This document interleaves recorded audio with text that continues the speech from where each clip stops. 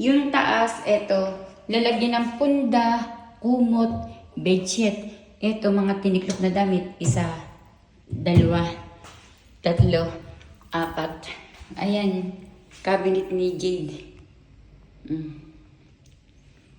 Etong isa, pag binuksan mo,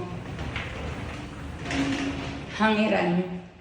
Hangiran ng t-shirt. Tapos dito may isa pa, hangiran ng pantalon. Isasarado ko na.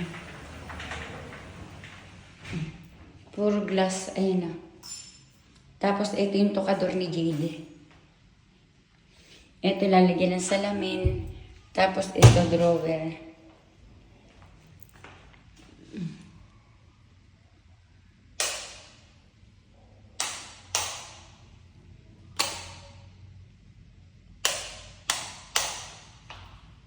Ito kitchen namin, itong kabila. Ang pinto din, salamin. Pag binuksan ng kitchen, ayan na. Ilaw. Kitchen. Ayan.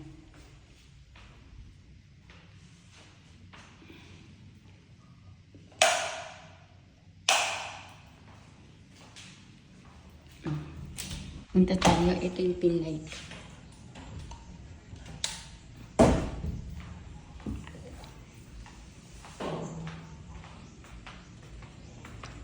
Terrace. Ito yung likod ng bahay, puro, ayan. Puro mangga.